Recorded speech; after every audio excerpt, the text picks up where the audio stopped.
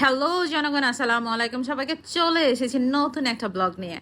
আজকের ব্লগে দেখাবো আমাদের বাসায় যে গেস্ট আসার কথা ছিল তাদের উপলক্ষে আমরা টুকটাক কি কি আয়োজন করেছিলাম। তো প্রথমেই দেখাচ্ছি চিংড়ি মাছ।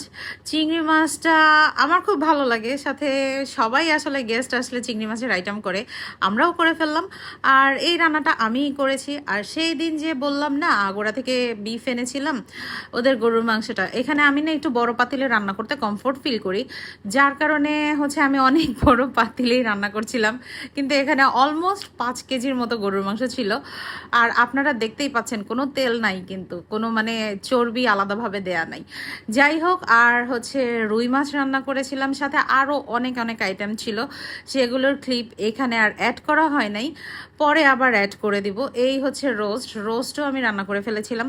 আসলে গেস্ট আসার আগেই এগুলো রান্না করে ফেলি, আগে বলতে আগের রাতে একটু করে রান্না করে ফেলি, যে পরের দিন যাতে একবার জাল দিলেই জিনিসটা পারফেক্টলি হয়ে যায়। না হলে গ্যাস তো আসলে থাকে না, গ্যাসের একটু প্রবলেম আপনারা সবাই জানেন। আর এত কিছু একদিনে কভার দেওয়াটাও একটু টাফ। তো কেমন লাগলো ভিডিওটা অবশ্যই জানাবেন। আজকের মতো বিদায়।